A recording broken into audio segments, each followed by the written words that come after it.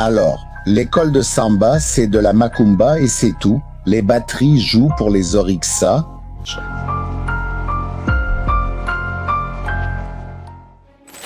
La fête est finie. L'éclat et l'euphorie du carnaval sont terminés, laissant derrière eux non seulement les souvenirs, les histoires vécues, mais aussi les conséquences des choix faits dans l'excitation du moment. Pendant que la musique et la danse remplissaient les rues et animaient les groupes, beaucoup se sont laissés emporter par les tentations qui maintenant présentent leur prix à payer. Prostitution, adultère, drogues et violences. Tout ce qui était glamourisé et même encouragé pendant les jours de carnaval commence à produire ses fruits destructeurs. À partir de maintenant, et dans cette vidéo, je vais te montrer quelques maladies et blessures que le carnaval laisse sur le corps et dans l'âme de ceux qui se sont livrés à la fausse joie et au plaisir éphémère de ces jours, et toute la douleur et la tristesse qui peuvent survenir à partir de maintenant. Mais mon objectif principal est de montrer que malgré les conséquences qui peuvent, en effet, durer toute une vie, il existe un nouveau départ disponible pour ceux qui veulent essayer. À la fin, je vais te montrer exactement ce que tu dois faire, d'accord ? Mais avant de commencer, je veux te demander de t'abonner à ma chaîne. Il te suffit de cliquer sur le bouton sous la vidéo et de t'abonner. Et, à côté, active la cloche de notification pour que tu reçoives les prochaines vidéos sur ton téléphone. D'accord, maintenant, oui, commençons cette année ici au Brésil. Aussi incroyable que cela puisse paraître, des milliers de chrétiens ont participé aux fêtes de carnaval, que ce soit dans les défilés, les groupes de rue, les bals ou toute autre forme de célébration. Et ils cherchent, le mercredi des cendres, une opportunité de se reconnecter avec Dieu. Alors que les catholiques se participent à la messe des cendres à la recherche d'une purification, les évangéliques reprennent leur assiduité au culte. Et tous deux se tournent vers la prière, demandant pardon pour leurs péchés, faisant des jeûnes et des vœux dans un geste de repentir. Et bien sûr, si Dieu voit que le repentir est sincère, il pardonne la personne à condition qu'il trouve une vérité dans son cœur et le désir de changer de comportement. La Bible dit, dans Proverbe 28:13, que celui qui cache ses péchés ne prospère pas, mais celui qui les confesse et les abandonne obtient miséricorde. Et, dans 1 Jean 1:9, il est dit que si nous confessons nos péchés, Dieu est fidèle et juste pour nous pardonner et nous purifier de toute injustice. Et cela n'arrive pas parce que nous sommes bons ou que nous le méritons, mais parce que Dieu est miséricordieux et qu'il a un amour pour nous qui est plus grand que toute chose dans ce monde. Mais il y a une chose, le pardon de Dieu n'annule pas les conséquences de nos choix. Et je veux lire avec vous un passage que l'apôtre Paul a écrit à ce sujet. Il a dit ceci. Ne vous y trompez pas, on ne se moque pas de Dieu. Chacun récoltera toujours ce qu'il aura semé. Celui qui vit uniquement pour satisfaire sa nature humaine récoltera de cette nature la ruine et la mort. Mais celui qui vit pour plaire à l'esprit récoltera de l'esprit la vie éternelle. Je sais que cette parole est lourde, mais elle est vraie, et le Seigneur m'a demandé de te la porter aujourd'hui, parce qu'il veut que tu réfléchisses aux conséquences de tes péchés, et que tu sois prêt à y faire face, aussi graves soient-elles. Et cela fait aussi partie de ce processus de rapprochement avec Dieu et de retour sur ses chemins, d'accord ? C'est pourquoi, à partir de maintenant, je veux te montrer certaines maladies et blessures du corps et de l'âme que le carnaval peut causer dans la vie des gens. Certaines de ces blessures sont causées par des raisons naturelles, mais d'autres affectent la vie spirituelle. Et, au premier abord, le péché apporte un plaisir et une grande joie, mais ensuite, le remords et le sentiment de culpabilité leur volent la paix et le vrai bonheur, pouvant transformer la vie de la personne pour toujours. Et la première maladie est la syphilis. Les symptômes de la syphilis peuvent varier entre la chute de cheveux, des plaies et des taches sur le corps. Mais ils peuvent évoluer et se transformer en problèmes cardiaques et neurologiques graves, qui peuvent même entraîner la mort. C'est une maladie physique courante, mais dont peu de personnes parlent. La syphilis est généralement transmise par le baiser sur la bouche. D'ailleurs, de nombreux jeunes chrétiens finissent par contracter cette maladie pendant le carnaval. Comme beaucoup sont vierges, ils voient dans le fait d'embrasser plusieurs personnes une manière de s'amuser. Je me souviens qu'une fois, je suis allé prêcher dans une église et après le culte, je suis passé près d'un groupe d'adolescents. Ils riaient et chuchotaient. Je me suis un peu approché. Et j'ai vu qu'ils étaient en train de compter combien de personnes ils avaient réussi à embrasser lors du bal de carnaval de l'école. Alors que l'un en avait embrassé 5, un autre avait réussi à en embrasser 7, et un autre 11 frères. Cela m'a beaucoup effrayé, et en même temps, attristé, car c'étaient des jeunes de moins de 15 ans qui connaissaient la parole de Dieu et qui, probablement, étaient nés dans une famille évangélique. Et nous savons que le baiser peut effectivement mener à un acte sexuel, surtout lorsqu'il n'y a pas d'engagement envers Dieu et envers l'autre personne. Et c'est à cause de péchés comme ceux-ci que l'apôtre Paul nous a conseillé, dans 1 Corinthiens chapitre 6, de fuir l'immoralité sexuelle.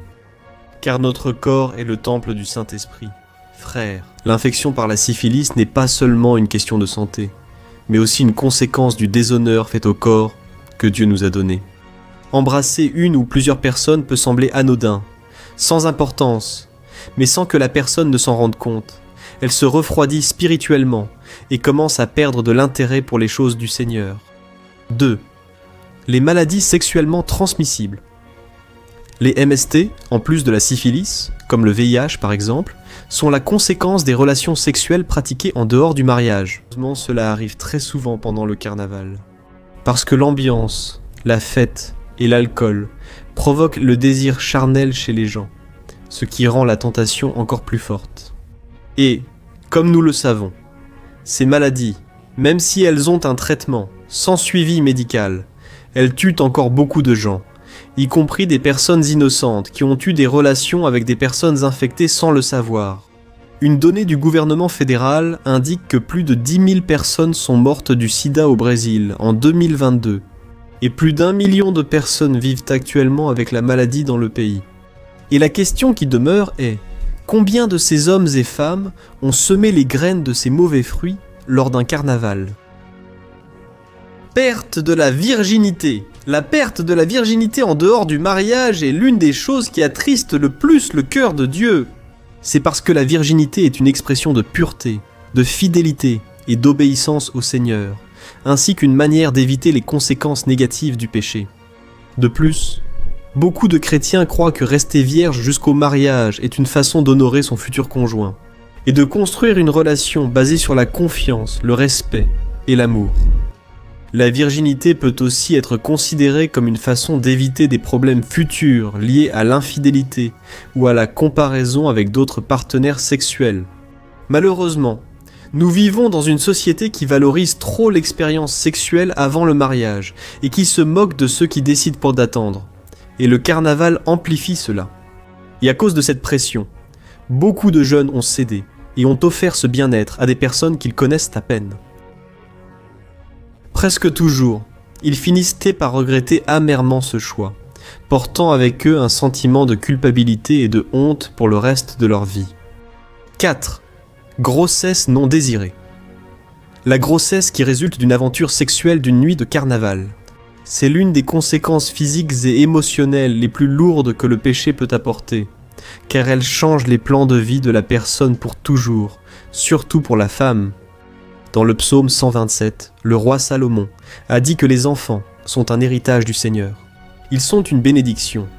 Mais cette bénédiction qui arrive en dehors du plan de Dieu pour la famille finit par apporter beaucoup de difficultés aux parents et à l'enfant.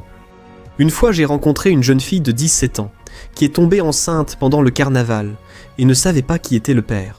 Parce qu'elle avait eu des relations avec 3 garçons différents pendant 3 jours de fête et chacun d'eux venait d'une ville différente. En conséquence, elle a dû abandonner ses projets de commencer l'université pour s'occuper du bébé. Et, après que l'enfant ait un peu grandi, elle a dû trouver un emploi comme caissière dans un supermarché pour subvenir aux besoins de sa fille. Bien sûr, c'est une profession digne, mais le rêve de devenir architecte a été abandonné à cause d'une mauvaise décision. Et vous connaissez cette phrase : un choix peut transformer toute une vie. Elle n'a jamais eu autant de sens pour une personne que pour cette jeune femme. Et, malheureusement, de la pire façon possible. Et de la même manière, des centaines ou des milliers d'autres jeunes femmes vont vivre la même chose cette année. 5. Connexion spirituelle par le sexe. Se trompe celui qui pense qu'une relation sexuelle n'est qu'une union entre 2 corps. Lorsqu'un homme et une femme s'unissent, ils créent aussi des liens spirituels. C'est pourquoi, dans Éphésiens, chapitre 5, l'apôtre Paul a comparé le mariage à l'union entre le Christ et l'Église. Frères, nous sommes des êtres humains et spirituels, c'est-à-dire que nous vivons dans un corps physique ici sur terre. Mais nous avons un esprit en nous qui a été placé par Dieu afin qu'il puisse interagir avec nous. Il se trouve que, lorsque nous avons des relations sexuelles avec quelqu'un en dehors du mariage, nous ouvrons une brèche pour l'ennemi. As-tu déjà remarqué que la relation de ceux qui vivent dans la fornication est presque toujours en crise ? Je connais plusieurs couples de petits amis qui n'y arrivent pas et qui veulent même mettre fin à la relation. Mais il y a toujours une connexion entre les deux qui ne le permet pas. En effet, ces personnes sont liées l'une à l'autre. Maintenant, imaginez une personne qui a plusieurs partenaires sexuels. Considérée comme célibataire dans le monde physique, elle est en réalité mariée à plusieurs personnes dans le monde spirituel. Et tant qu'elle ne se repentira pas, ne remettra pas sa vie à Jésus et ne renoncera pas à son passé, elle ne sera pas totalement libérée. Il y a ceux qui passent des années et des années sans aucun type de communication avec l'ex-partenaire sexuel. Mais, au moment où ils reçoivent un message ou voient une photo récente de l'autre, ils sont tentés et émotionnellement bouleversés. C'est plus courant qu'on ne l'imagine, et cela arrive parce qu'ils sont devenus une seule chair, et que seul le temps n'est pas capable de défaire cette union. Cela explique aussi le fait que beaucoup de mariages sont en crise de nos jours. La guerre spirituelle est si intense dans la relation que les conjoints n'arrivent pas à être heureux, car, dans de nombreux cas, ils sont encore liés à d'autres partenaires sexuels du passé. Et la conséquence de cela, ce sont des personnes mariées, qui cherchent la satisfaction sexuelle en dehors du mariage. Et qui commet ce genre d'erreur ? Cela ouvre des brèches pour que des esprits maléfiques le maintiennent prisonnier dans cette vie de péché. Et s'ils ne se repentent pas, leur famille sera détruite. Cela met fin à la joie, à la complicité et à l'amour qui existaient dans le foyer avant que cela n'arrive. À l'adultère. Saviez-vous que de nombreux hommes et femmes mariés mettent fin à leur relation pendant le carnaval juste pour profiter de la fête seule ? Et l'ambiance, les musiques, les danses sensuelles, l'alcool et l'influence spirituelle finissent par conduire beaucoup de ces personnes au péché de l'adultère, l'un des péchés qui attristent le plus Dieu. L'adultère détruit la confiance, la fidélité et l'unité du mariage, apportant des blessures émotionnelles et spirituelles profondes, qui peuvent être difficiles à guérir. Parce que même si la Bible oriente le conjoint trompé à pardonner, malheureusement, la plupart des gens finissent par choisir le divorce, mettant un terme à la relation, à la famille, et surtout, au plan que le Seigneur avait fait pour ces personnes. E sétimo, L'éloignement de Dieu avec toutes les conséquences que les péchés commis pendant le carnaval peuvent nous apporter, est pire que la sensation d'être loin de la présence de Dieu, car il est la source du véritable plaisir, de la joie, de la beauté et de l'amour qui existent dans ce monde. Dieu est le créateur de toutes les choses de notre vie, et sa bonté et sa miséricorde ne prennent jamais fin. Il est bon et il a déjà prouvé combien il nous aime en envoyant son Fils, Jésus, mourir sur la croix pour nos péchés. C'est pourquoi il n'y a rien de mieux que de vivre une vie de sainteté et de communion avec le Seigneur. Alors, si tu as péché pendant ce dernier carnaval, mais que tu es maintenant repentant et prêt à changer de vie, j'ai une parole d'espérance pour toi. Tu n'as pas besoin de rester loin de Dieu ni de suivre la foule qui marche à grands pas vers l'enfer. Jésus est là, à tes côtés, frappant à la porte de ton cœur et avec la main tendue, prêt à te pardonner et à te donner une nouvelle vie. Amen, il connaît ton cœur, il sait quelles sont tes faiblesses. En fait, depuis le début, il savait déjà que tu allais trébucher, et malgré cela, il continue d'attendre que tu reviennes dans ses bras. C'est pourquoi je veux prier pour toi maintenant, et je veux aussi que tu fasses une prière de repentir et d'abandon.